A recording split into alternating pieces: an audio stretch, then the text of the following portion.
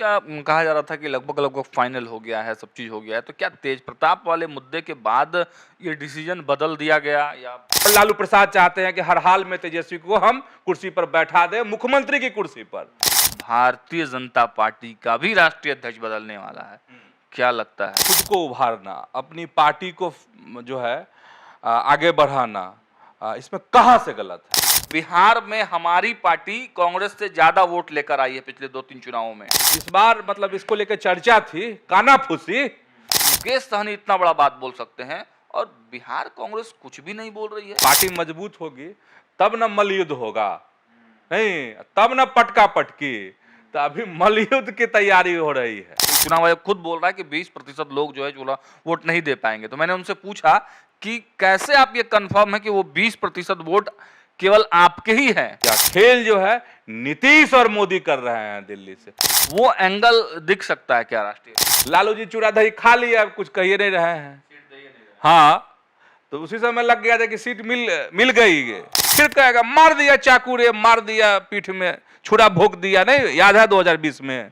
आज भी लालू प्रसाद के नाम पर लोग हर कुछ करने के लिए तैयार है। पनोरमा ग्रुप, जो सोचता है वो करता है। नमस्कार, सुबह सुबह आप तमाम दर्शकों का बहुत बहुत स्वागत है। खबरें विद न्यूज हाट देख रहे हैं आप। मैं हूं सागर और मेरे साथ मौजूद हैं न्यूज हाट के सीनियर जर्नलिस्ट चंदन झा। नमस्कार सर। नमस्कार सागर जी। सर, आज बिहार के राजनीति में एक बड़ा दिन है। आज राष्ट्रीय जनता दल, जो कि बिहार के राजनीति में एक दमखम रखने वाला दल कहा जा सकता है या बड़ा दल भी उसे कह सकते हैं, आज 27 साल का हो गया राष्ट्रीय जनता दल। और इसी उपलक्ष्य में आज फिर से जो राष्ट्रीय अध्यक्ष हैं लालू प्रसाद यादव फिर से एक बार कमान संभालेंगे और एक बड़ा खुला अधिवेशन बुलाया गया है। राष्ट्रीय परिषद की बैठक भी बुलाई गई है। सबसे पहले सर इसी खबर पर हम लोग चर्चा कर लेते हैं, क्योंकि चुनाव है और चुनाव में अब देख रहे हैं कि भाजपा भी एक्शन मोड में है, राजद तो एक्शन मोड में है, ये कांग्रेस सहित तमाम जो दल है वो एक्शन मोड में है। ऐसे में ये कार्यक्रम जो आज हो रहा है कितना असर डालेगा बिहार की सियासत? देखिए, बिहार की सियासत में असर कहिएगा तो व्यापक। तो व्यापक इसलिए कि आप बता रहे थे कि आरजेडी जो है, राष्ट्रीय जनता दल, एक बड़ा दल है बिहार में। वाकई में बड़ी पार्टी है आरजेडी, और उसके अध्यक्ष का अगर ये हो रहा है, फिर से रिन्यू कहिए, वो हो रहा है, तो स्वाभाविक है कि उनके कार्यकर्ताओं पर असर पड़ेगा, और कार्यकर्ता पर असर पड़ेगा तो नज़दीक में चुनाव है तो वोटिंग पर भी असर। तो इस नाते असर कार्यक्रम यही है कि औपचारिक रूप से एक ऐलान किया जाएगा कि फिर से लालू प्रसाद जो हैं राजद के राष्ट्रीय अध्यक्ष बन गए हैं। बस कार्यक्रम यही है, राष्ट्रीय परिषद की बैठक है, उसमें ऐलान होना है। तो एक औपचारिकता भर है। बड़ा तामझाम, बुरा कार्यकर्ताओं को बुलाया गया। हाँ, तो तामझाम इसलिए ताकि कार्यकर्ताओं को उत्साह जगाया जाए कार्यकर्ताओं में, ये है। और एक जो लोकतंत्र में, देखिए लोकतंत्र की अपनी खूबसूरती भी है, तो लोकतंत्र के कुछ काले पक्ष भी हैं। तो अगर काले पक्ष की बात करें, खूबसूरती तो है ही, और लोकतंत्र में खूबसूरती ये है कि अगर हम अभी बोल भी रहे हैं तो वो लोकतंत्र की ही देन है। इतनी स्वतंत्रता है कि हम आपके सामने बात रख रहे हैं। वैसे इस लोकतंत्र ने वे दिन भी देखे हैं जब इमरजेंसी में विपरीत हालात थे। तो चलिए इमरजेंसी की चर्चा नहीं, लेकिन काले पक्ष में अगर बात करेंगे तो लोकतंत्र में दिखावा भी बहुत है।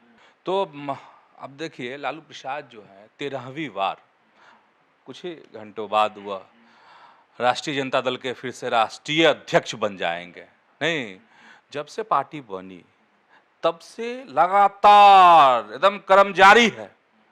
ठीक है, इस बार यह था, हाँ, इस बार मतलब इसको लेकर चर्चा थी, कानाफूसी, कि ना इस बार तो तेजस्वी बन जाएंगे, या फिर लालू प्रसाद ने जैसे ये किया प्रदेश अध्यक्ष, वैसे ही कुछ कार्यकारी अध्यक्ष बना दे, कुछ ऐसा हो लेकिन ऐसा नहीं दिखा।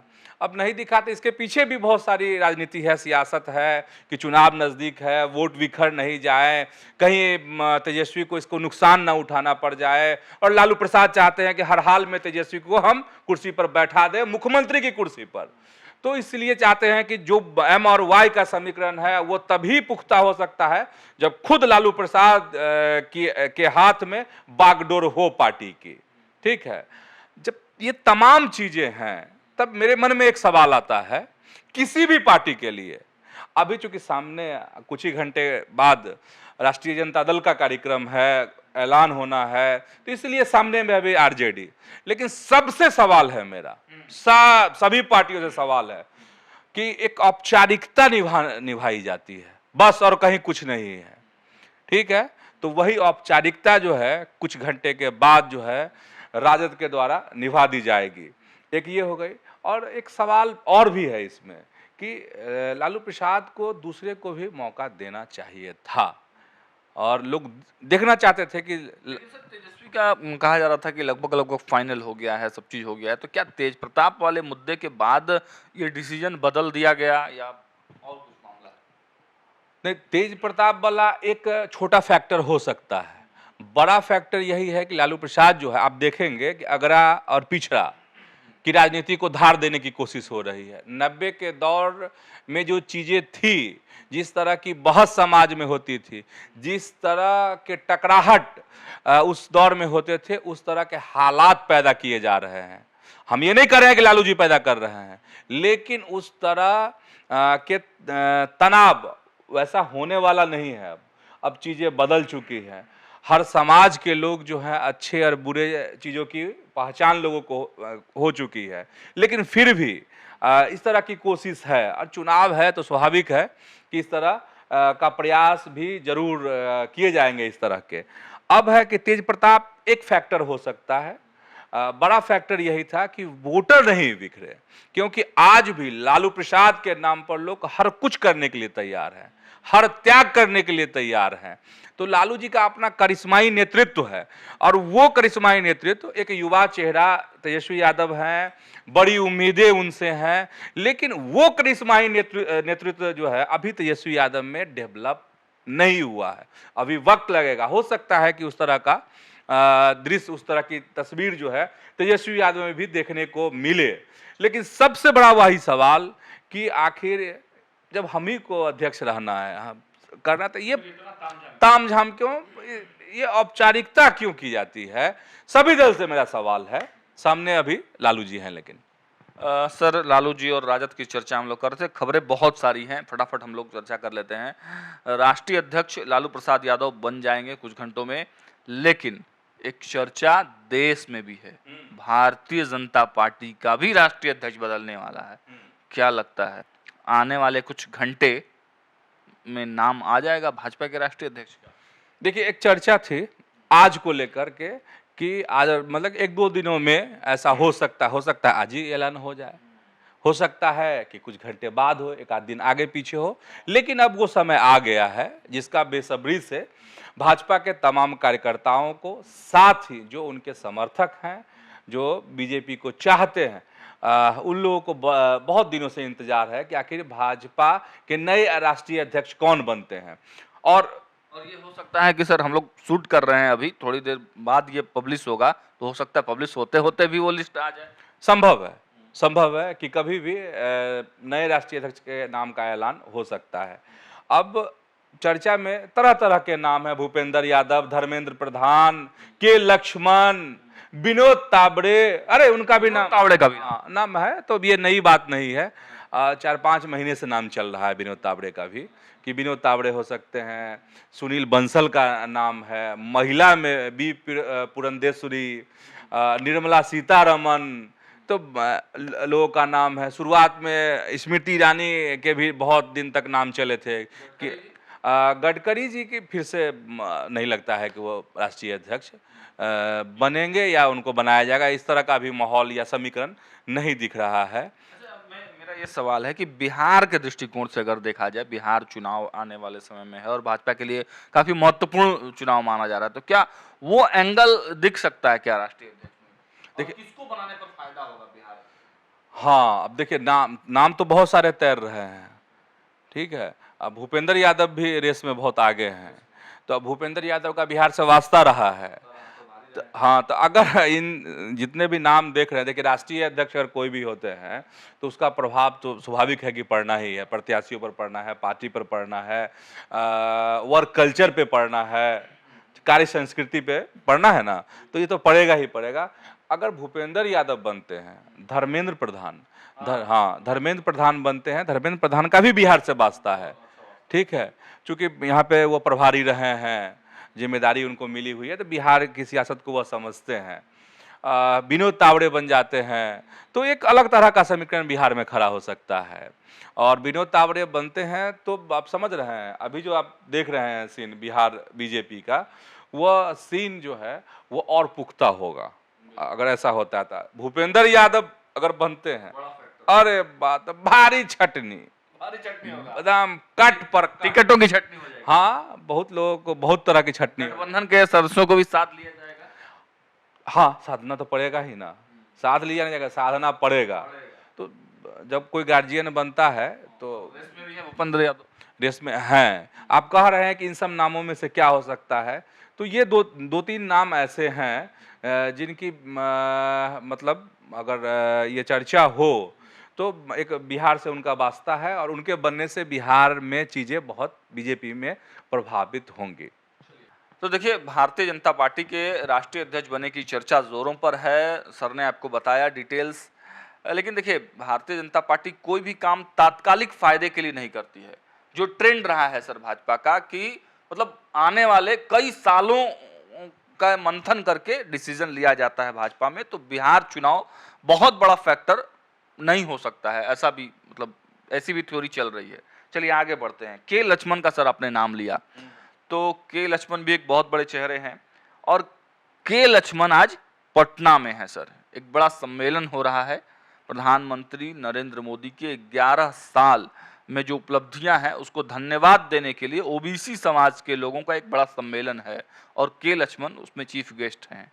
तो क्या लगता है इस प्रकार के कार्यक्रमों से क्या फायदा होगा? फायदा होगा ही। देखिए, चुनाव है और 11 साल के जो काम केंद्र सरकार ने किए हैं, नरेंद्र मोदी के नेतृत्व में जो काम हुए हैं, उसकी गाथा होगी और उसमें ओबीसी मोर्चा, और बिहार में ओबीसी का एक बड़ा फैक्टर है। ओबीसी और ईबीसी के वोट हड़पने नहीं कह सकते, लेकिन अपने पक्ष में करने के लिए सारे दल जतन कर रहे हैं।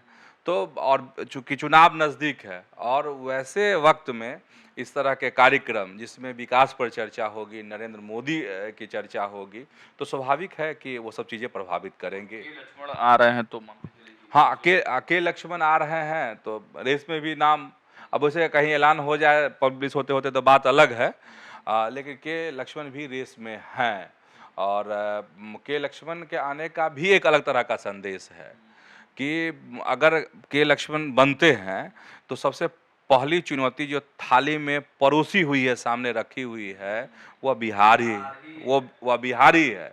तो अगर वह बनते हैं तो आएंगे तो इस कार्यक्रम में होंगे तो जरा बिहार के मिजाज को तो समझेंगे ना। और ओबीसी अगर जीत गए, ईबीसी जीत गए तो फतह है, विजय है। तो उसके लिए के लक्ष्मण का आना भी एक बड़ा संकेत है और के लक्ष्मण एक बड़े चेहरे में इनकी गिनती होती है अभी। हाँ, ओबीसी बड़ा चेहरा है। भाजपा के जो नेता हैं, एक अलग तरह की छवि है के लक्ष्मण की, एकदम स्वच्छ। साउथ में भी पकड़ है। हाँ, साउथ में भी पकड़ है। और आप कह रहे थे ना कि सिर्फ बिहार के मद्देनजर नहीं हो सकता है क्योंकि बीजेपी है, तो चर्चा तो यही है कि इस बार साउथ को साधा जाए। दक्षिण भारत में एकदम गेट जो लगा हुआ है ना, उसको तोड़ दो, घुस जाओ उसमें, ठीक है। तो यह रणनीति अब देखिए क्या होता है। चलिए आगे बढ़ते हैं सर। एक और कार्यक्रम की चर्चा है बिहार में आज, बिहार अस्मिता दिवस जो है वो चिराग पासवान मना रहे हैं। देखिए, बिहार अस्मिता दिवस जो मना रहे हैं, चिराग पासवान की स्ट्रेटजी अच्छी लग रही है। देखिए, एनडीए में रहेंगे, साथ में लड़ेंगे, सब कुछ है, लेकिन एक नेता को खुद को उभारना, अपनी पार्टी को जो है आगे बढ़ाना, इसमें कहाँ से गलत है? बिल्कुल गलत नहीं है, चिराग पासवान ठीक कर रहे हैं। भाई क्यों नहीं उभारेंगे अपने दल को? सर फिर हल्ला हंगामा क्यों कर रहे हैं? घोषित करिए ना। नहीं, क्या हल्ला हंगामा क्या है? अपने दिल की बात कहते हैं ना, उनके दिल में है बिहार फर्स्ट, बिहारी फर्स्ट नारा है ना चिराग पासवान का। तो अब समझिए कि चिराग पासवान अगर अपने को उभारते हैं मुख्यमंत्री के तौर पर, अपनी पार्टी को मजबूत करना चाहते हैं, हर सीट को जीतना चाहते हैं, तो ये कहीं से गलत नहीं है और सियासत ऐसे ही होनी चाहिए। हाँ भाई, नहीं करेंगे तो आपको दावेदारी है, धकिया देगा, बैठ सीट लोगे। हाँ सर पशुपति पारस भी, अरे तो उन्हीं के चाचा है ना, देख लीजिए उनका हाल क्या है, बेहाल है। गठबंधन में तो अब लग रहा है कि लग तो बहुत दिन से रहा है। लालू जी चूड़ा दही खा लिया, कुछ कहिए नहीं रहे हैं। हाँ, तो उसी समय लग गया था कि सीट मिल गई पारस जी को, लेकिन कहाँ, चूड़ा दही के बाद तो खाली मुलाकातें और प्रेस कॉन्फ्रेंस चल रहा है। वही ना है भाई, चुनौती है पारस जी के लिए। आगे बढ़ते हैं सर। अब कल जो कार्यक्रम हुए हैं सर, उसका भी थोड़ा एनालिसिस आप करके बता दीजिए कि आखिर उसके राजनीतिक मायने क्या है। कांग्रेस ने जिलाध्यक्षों की बैठक बुलाई थी और प्रभारी अल्लाह वरू मौजूद थे, प्रदेश अध्यक्ष मौजूद थे, अलका लांबा वहां आई हुई थी। तो सबका एक ही फोकस है, चुनाव आयोग वाला जो मुद्दा है उस पर बड़ा फोकस लग रही है कांग्रेस। अरे तो ये रणनीति है, फोकस है बवंडर खड़ा करना, इसको आप फोकस कर रहे हैं। ये तो बवंडर है, बवंडर। हाँ तो और क्या है? अच्छा, कांग्रेस देखिए नेशनल पार्टी है, ठीक है, लेकिन उसको इस बात का ख्याल नहीं है कि क्या सही और क्या गलत। हम अन्य मुद्दों पर नहीं जाते हैं, हम वोटर वेरिफिकेशन पर ही रहते हैं। क्या ये चिंता का सबब नहीं है कि जो घुसपैठ हुए हैं, हम परेशानी की बात करेंगे, हड़बड़ाइए मत, लेकिन जो घुसपैठ हुए हैं, जिनके नाम वोटर लिस्ट में शामिल नहीं होने चाहिए, अगर ऐसे लोग शामिल हुए हैं तो क्या उनको इससे रफा दफा नहीं किया जाना चाहिए? मतलब रिमूव नहीं कर देना चाहिए, हटा नहीं देना चाहिए? पता नहीं कांग्रेस जो है किस दबाव में बहती है। हवा, देखिए कांग्रेस जो है हवा नहीं समझ पा रही है। कल मैंने राजेश राम से एक सवाल पूछा, कल उनका बाइट हम लोग कर रहे थे, तो उनसे पूछे कि वो कह रहे हैं कि 20% वोट जो है वो, मतलब चुनाव आयोग खुद बोल रहा है कि 20% लोग जो है वोट नहीं दे पाएंगे। तो मैंने उनसे पूछा कि कैसे आप ये कंफर्म है कि वो 20% वोट केवल आपके ही हैं? तो उसमें वो बहुत ज्यादा खुलकर नहीं बोले। कहां से खुलकर बोलेंगे? वो समझ रहे हैं, अध्यक्ष है ना जी। तब प्रदेश में क्या हाल है कांग्रेस का, वो नहीं समझते होंगे? जो मतलब कितना काम एलिमिनेट हो रहा है सर, तो हो सकता है कि भाजपा का भी जाए, हो सकता है एनडीए का भी जाए, महागठबंधन का भी जा सकता है, लेकिन सबका जाएगा। हाँ, सबका जाएगा। और इसमें चुनाव आयोग को भी थोड़ी नरमी बरतनी चाहिए। डॉक्यूमेंट का जो सवाल उठ रहा है उस पर ये करना चाहिए, समझे? हाँ, आधार कार्ड है, चूंकि आधार कार्ड भी तो सरकारी डॉक्यूमेंट है ना। लेकिन सर आधार कार्ड भी बहुत सारे बांग्लादेशियों ने बनवा लिया है। हाँ, ये सवाल है, यही हम घुसपैठ की बात कर रहे हैं, यही घुसपैठ है, इसको समझिए। और ये राष्ट्रीय, देखिए बिहार में सरकार बननी है, वोट होना है, मुख्यमंत्री बनना है, सब ठीक है, लेकिन आप समझ रहे हैं कि आपके वोटर लिस्ट में अगर ऐसे लोग घुस गए हैं आधार कार्ड के थ्रू, जो घुस गए हैं और आधार कार्ड में गड़बड़ी हुई है, ठीक है, जैसा कह रहे हैं, जांच का विषय है, लेकिन अगर ऐसा हुआ है और ऐसे लोग अगर इस लिस्ट में घुस गए हैं तो समझिए कि कितना बड़ा खतरा हम सबों के सर पर मंडरा रहा है। नहीं कि दूसरे देश के नागरिक यहाँ चुपके से शामिल हो गए हैं वोटर लिस्ट में। दीप सिंह ने कि ये देश है, धर्मशाला थोड़ी ना है। हाँ, अरे अररिया के सांसद हैं भाजपा के, तो वो उनका कहना है कि एक सवाल और है सर, कांग्रेस के ही सवाल है कि आखिर कांग्रेस के पास ऐसी कौन सी मजबूरी है सर कि मुकेश सहनी जैसी, मतलब छोटी ही पार्टी कह सकते हैं कांग्रेस के सामने, मुकेश सहनी की पार्टी की बहुत बड़ी मतलब हैसियत तो नहीं है, लेकिन मुकेश सहनी ने साफ तौर पर एक इंटरव्यू में बता दिया कि देखिए बिहार में हमारी पार्टी कांग्रेस से ज्यादा वोट लेकर आई है पिछले 2-3 चुनावों में, और बिहार कांग्रेस का बहुत ज्यादा अब जनाधार नहीं रहा है बिहार में। मुकेश सहनी इतना बड़ा बात बोल सकते हैं और बिहार कांग्रेस कुछ भी नहीं बोल रही है। एक नेता कांग्रेस के हैं जो एमएलसी पूर्व एमएलसी रहे हैं प्रेमचंद मिश्रा, वो भले ही बोल रहे हैं, लेकिन ऑफिशियली कांग्रेस इस पर कुछ नहीं बोल रही है। मतलब क्या मजबूरी है सर? कांग्रेस की क्या मजबूरी है, अभी तो राहुल गांधी बताएंगे, खड़गे बताएंगे, और यहाँ राजेश राम बताएंगे कि क्या मजबूरी है। अब देखिए, वैसे अगर हम बताएं तो मजबूरी कांग्रेस की यही है कि मुकेश सहनी को लेकर मतलब उनकी नीयत पर अब शक किया जा रहा है, क्योंकि उन्होंने कहा कि अगर निषाद आरक्षण लागू कर दे नरेंद्र मोदी तो हम उनके लिए जान भी दे देंगे। समझ रहा है ना, कुर्बानी दे देंगे, ये कहा है मुकेश सहनी ने। तब अब नीयत पर सवाल उठने लगा कि अरे ये तो दो तलवार पर पैर है, मुकेश सहनी के जो पैर हैं दो तलवार पर है, ठीक है ना, एक आरजेडी वाली जो नैया है उस पर भी और एनडीए की नैया पर भी, अच्छा खेल करेंगे। तो कांग्रेस के पूर्व एमएलसी एक हैं नेता ने कहा कि नियत में खोट है, ठीक है, और हम आरजेडी से, तेजस्वी से इसकी शिकायत करेंगे कि आखिर क्या खेल खेल रहे हैं मुकेश सहनी। तो देखिए, मुझे लग रहा है ना कि इसमें गेम चल रहा है, गेम चल रहा है। गेम ये चल रहा है, एक तो है सीटों को लेके प्रेशर पॉलिटिक्स है, और दूसरी बात ये है कि जब इस तरह के बयान आए तो हो सकता है कि इशारा मिला हो आरजेडी की तरफ से, लालू जी की तरफ से कांग्रेस को कि अभी छेड़छाड़ मत करिए। लालू जी या तेजस्वी जी का दबाव है कांग्रेस? हाँ, हो सकता है कि ऐसा हो कि अभी छेड़छाड़ मत कीजिए, तो फिर कहेगा मार दिया चाकू रे, मार दिया पीठ में, छुरा भोंक दिया। नहीं याद है 2020 में मुकेश सहनी भागे थे ना, कॉन्फ्रेंस से निकल कर क्या बोले थे कि पीठ में खंजर भोंका है तेजस्वी यादव ने, तो फिर छटपटा जाकर भाग जाएंगे। तो आरजे लालू जी साधारण नेता थोड़ी ना है, सब समझते हैं कि कौन जो है कितने पानी में है, समझते हैं वो। तो इसलिए भी कांग्रेस को कहा गया है कि थोड़ा संयमित रहिए, जरा खेल देख ले मुकेश सहनी का, समझ रहे हैं ना। और दूसरी बात अगर आप करेंगे देखेंगे तो मुकेश सहनी इस तरह की बात क्यों कह रहे हैं, एक तो प्रेशर पॉलिटिक्स सीटों के लिए, दूसरी बात है कि इधर तेजस्वी कहीं उकसा रहे होंगे थोड़ा सा, तो अपना उकस थोड़ा सा ये होते हैं। और कांग्रेस को क्या है देखिए, आप देख रहे हैं ना, आपको वो बात याद होगी जिसमें कांग्रेस कह रही थी कि हमको 70 सीट चाहिए, 90 सीट चाहिए, हाँ, तो उस समय में तेजस्वी यादव ने कहा था, शुरुआत की हम बात कर रहे हैं, कि नहीं इतनी सीटें इस बार नहीं मिलने वाली है। तो इसीलिए कांग्रेस को आईना दिखा रहे होंगे। देखिए, दो तरफा अभी चाल चली जा रही है, थोड़ा इधर से भी थोड़ा इधर से भी। अब इस क्रिटिकल कंडीशन है। हाँ तो क्यों नहीं होना भी चाहिए ना, ये कंडीशन, चुनाव है ना। सर, तेजस्वी का नाम लिए हैं, चर्चा उन्हीं की कर लेते हैं। अब अंतिम के एक दो प्रश्न है मेरे।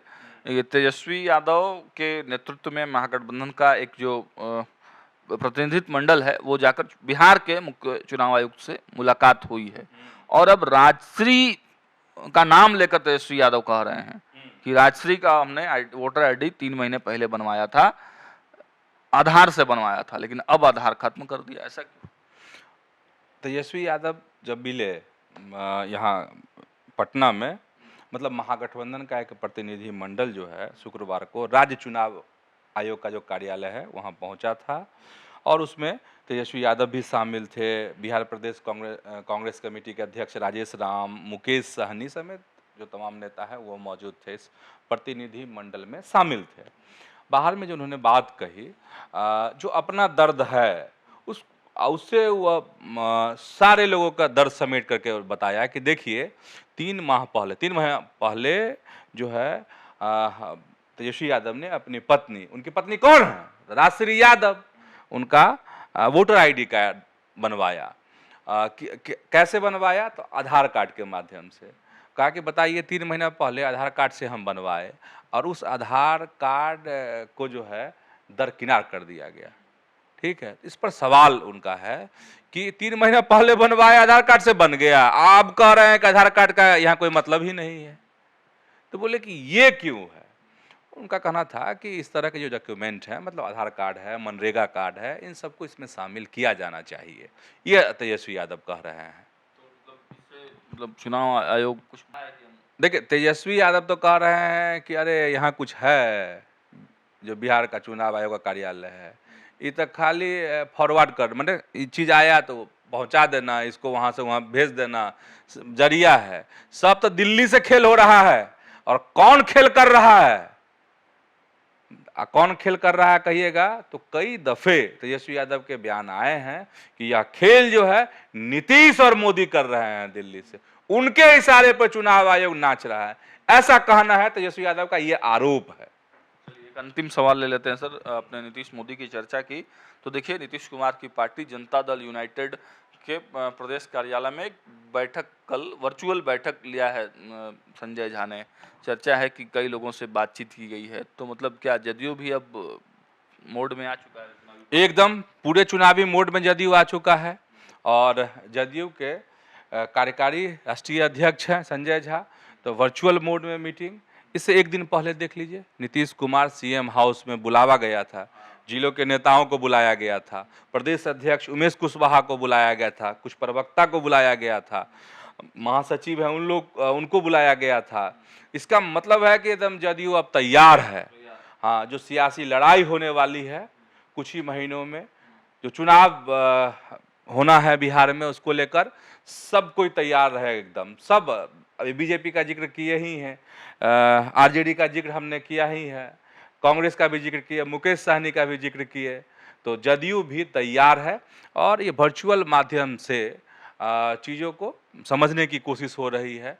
और संजय झा ने तमाम निर्देश दिए हैं कि क्या क्या करना है, कैसे पार्टी मजबूत होगी। अरे पार्टी मजबूत होगी तब न मल्लयुद्ध होगा, नहीं तब न पटका पटकी। तो अभी मल्लयुद्ध की तैयारी हो रही है। तो देखा आपने, आज का कार्यक्रम आपको कैसा लगा? कमेंट बॉक्स में अपना राय जरूर रखिएगा। देखिए बिहार की राजनीति अब धीरे धीरे चुनावी मोड में आ रही है और लगातार हम अपडेट्स आपको अंदर खाने की निकाल कर पहुंचा रहे हैं। देखते रहिए न्यूज़ 8। बहुत बहुत धन्यवाद।